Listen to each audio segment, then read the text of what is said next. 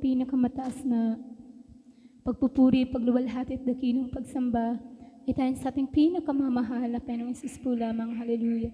I give my double honor and respect po sa ating beloved honorable parents in the Lord po sa patuloy na pag-alaala sa mga mabubuting turo at aral na iniwan ng ating beloved honorable Pastor Will Distrado Almeida and beloved honorable Assistant Pastor Lina C. Almeida. Pagbati rin po sa kanilang mga beloved children at sa ating pong beloved preachers, beloved workers, sa inyo po may namahan.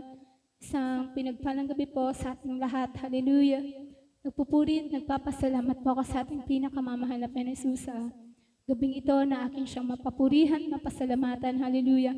Balikan ko po lamang mga minamahalang ginawang kabutihan sa akin ng ating pinakamamahal na Panginoong Hesus na talagang kung hindi po dahil sa ating pinakamamahal na Panginoong Hesus talagang hindi niyo po ako makikita sa unahan na to. Hallelujah. Nandun mga minamahal na pinapasalamatan ko ang ating pinakamamahal na Panginoong Hesus sa kalakasan at kagilingin po na pinagkaloob niya sa akin na talagang hindi ko po sukat akalain na buting ko pa po ang 2026 po mga minamahal na talagang ng mga time po na nagkaroon ako ng karamdaman talagang akala ko hanggang doon na lang po yung buhay ko mga minamahal na talagang paisa-isa na lang po yung paghinga ko. Sobrang hirap po akong huminga halos. Parang anytime po mawawalan po ako ng hininga mga minamahal. Ngunit sadyang napakabuti po ng ating pinakamamahal na Panginoong Hesus dahil talagang nandun po na every time po na nahirapan po ako mga minamahal huminga, nandun na magpapatawag po kami ng beloved preacher po mga minamahal. Nandun na marinig ko lang po yung mga boses ng ating mga beloved preacher po mga minamahal. Talagang nagkakaroon po ako ng kaginhawaan po mga minamahal. Naririnig ko yung boses nila na paparating na sila mga minamahal. Nandun na nagkakaroon ako ng kalakasan. Hallelujah. Talagang tumitigil yung sobrang hirap ko sa paghinga mga minamahal. Talagang nawawala yung mga minamahal. Kaya napakabuti po ng ating pinakamamahal na Panginoong Hesus na talagang dito sa pananagawain na to naturuan tayo ng buong pagtitiwala sa ating pinakamamahal na Panginoong Hesus. Nang time din na yun mga minamahal talagang uminom rin po ako ng gamot sa loob ng isang buwan mga minamahal na talagang yung gamot na yan. Akala ko palalakasin ako, mas lalo lang po palang pahihinain yung katawan ko na talagang dumating sa point na pag magsi-CR pa ako, bubuhatin na lang po ako ng aking mga kapatid, nakaupo po ako sa upuan. Buhat-buhat nila yung upuan na yan na nakaupo ako dyan mga minamahal hanggang sa makarating ako sa CR kasi talagang masyado na po akong nahirapan sa paghinga. Isa o dalawang hakbang ng aking mga paa, halos maputol po yung aking paghinga. Hallelujah. At nandun nga mga minamahal na isang araw na talagang sabi ko, mahal na Panginoon, talagang titigil ko po itong pag-inom ng gamot. Mahal na Panginoon, sa iyo ako magtitiwala. Mahal na Panginoon. Hallelujah. Maraming salamat sa ating pinakamamahal na Panginoong Hesus dahil nang time po na pag-step ko ng pag-inom ng gamot, kinaumagahan yan mga minamahal. Talagang kaya ko na po na makabangon mga minamahal. Talagang nandun yung kalakasan na unti-unti pinagkaloob sa akin ng ating pinakamamahal na Panginoong Hesus hanggang sa kasalukuyan na ito mga minamahal. Talagang kung hindi buhay ang ating Diyos sa pinaglilingkuran, talagang wala na po siguro ako sa mga oras na ito mga minamahal. Kahit maraming salamat sa mahal na Panginoon dahil talagang nandyan po ang pagkilos ng ating pinakamamahal na Panginoong Hesus at pasalamatan ko po sa mahal na Panginoon. Talagang sabi ko nga nun mga minamahal, parang hindi ko naabutin yung 2025 po mga minamahal, ngunit ngayon mga minamahal 2026 na nandyan ang kalakasan at kagalingan na pinagkaloob ng ating pinakamamahal na Panginoong Hesus. Hallelujah. At pasalamatan ko rin po sa ating pinakamamahal na Panginoong Hesus ng patuloy po na pagpaprovide niyo po ng aming mga pangangailangan. At may time din po mga minamahal na talagang October po mga minamahal ng church anniversary po natin mga minamahal. Talagang bago po magdaas ng church anniversary mga minamahal, talagang halos lahat po sa bahay nagkaroon po ng lagnat mga minamahal at isa rin po ako sa nilagnat mga minamahal. So sabi ko, mahal na Panginoon, Saturday po yan mga minamahal, Friday po mga minamahal na talagang sobrang sama po ng pakiramdam ko. Sabi ko, mahal na Panginoon, sana pagdating ng kinabukasan mawala po yung lagnat ko kasi baka hindi po ako makapag-concentrate din sa pagpupuri, mga minamahal. Hallelujah. Nandun nga po mga minamahal na talagang napakabuti ng ating pinakamamahal na Panginoon Jesus dahil talagang kinaumagahan yan mga minamahal. Wala na po yung lagnat na sa akin mga minamahal, pati yung sakit ng ulo, talagang pinagaling ako ng ating pinakamamahal na Panginoong Jesus. Lahat po sa bahay mga minamahal, pinagaling ng ating pinakamamahal na Panginoong Jesus. Totoo po talaga dito sa banal na gawain na wala tayong ibang tatakbuhan mga minamahal, kundi ang ating pinakamamahal na Panginoong Jesus. Talagang pag lumapit ka sa mahal na Panginoon, hindi niya tayo bibiguin mga minamahal. Kaya salamat sa ating pinakamamahal na Panginoong Jesus dahil sa mga panalangin at pag-ayunan ng ating mga mahal na magulang sa mahal na Panginoon. Naturuan po tayo kung paano manalig at manampalataya sa ating pinakamamahal na Panginoong Jesus. Hallelujah! At pasalamatan ko rin po sa ating pinakamamahal na Panginoong Jesus sa patuloy niya pong pag-ingat sa bawat isa sa amin, mga minamahal, maging sa mga kapatid ko po na sa malayo. Nariyan lagi ang pag-iingat ng ating pinakamamahal na Panginoong Jesus. Dahil yung isa ko nga pong kapatid, mga minamahal, talagang meron po siyang karamdaman, mga minamahal, na parang esophageal cancer po, mga minamahal. Talagang lumobo po siya mga minamahal, parang sobrang taba niya na po mga minamahal. Pati po yung tiyan niya sobrang laki na po na parang mga 7 months or 9 months na po yung tiyan niya mga minamahal. Sobrang laki po talaga. Nandun po, masabi niya nga po, pag namatay nga daw po siya dun sa dako ng Dubai, wag na daw po namin siyang iuwi dito. Doon na lang daw po siya mga minamahal. Hallelujah.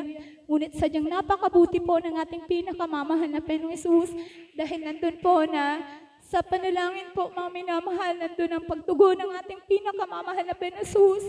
Hanggang po mga minamahal yung beloved mama ko po, talagang nag-alay din po yun ng pag-aayuno, nanalangin sa ating pinakamamahal na Panginoong Jesus na pagalingin niya po yung aking mahal na kapatid, mga minamahal. Nandun nga po ang katugunan ng ating pinakamamahal na Panginoong Jesus. Muli pong pagtawag namin mga minamahal yung aking mahal na kapatid na sobrang laki na po ng katawan niya. Kala mo mataba po siya mga minamahal pero hindi po normal. Sa pag-tawag niya po ulit mga minamahal, talagang yung, nawala po yung pagmamanas ng kanyang katawan, mga minamahal, yung kalakihan pa ng tiyan niya, mga minamahal, talagang nawala yan, mga minamahal. Hallelujah! Napakabuti po ng ating pinakamamahal na Panginoon Jesus. Lahat po yan, bunga ng panalangin ng ating minamahal, ginagalang mahal na pastor, at beloved honorable assistant pastor Lina Salmeda, at 10 ng mga beloved children. At maraming salamat po sa ating pinakamamahal na Panginoon Jesus. At bilang pong karagdagan mga minamahal, nais ko pong alayan ng papuring awitin ng ating pinakamamahal na Panginoong Jesus.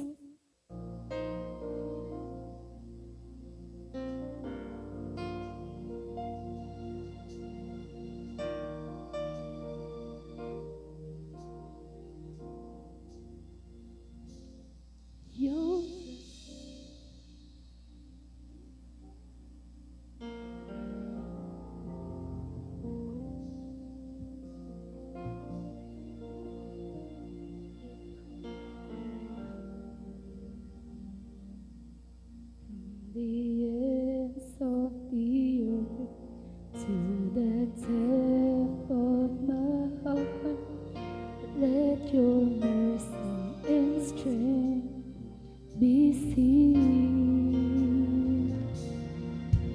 You call to your purpose as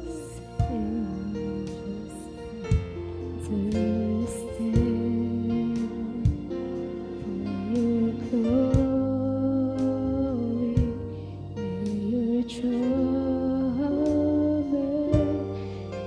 your love and praise demand, and I will run to you,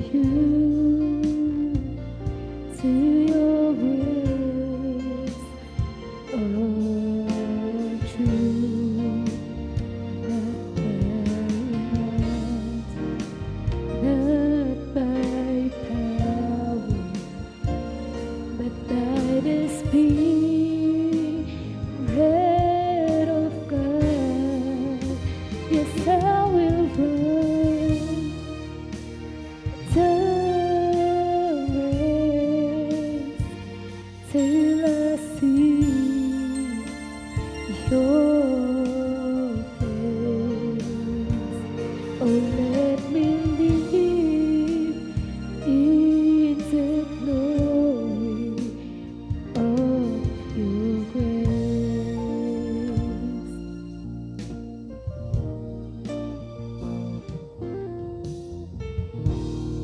your eyes is all the sparrow, and your hands it comfort me.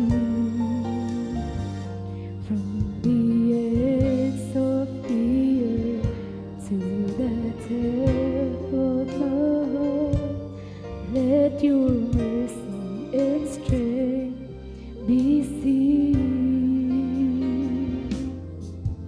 You call to your purpose as angels understand. For your glory, may your charm as your love and grace demand.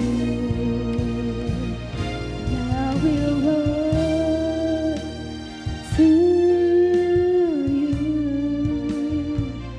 to your words of truth, and not by might, not by power, but by the Spirit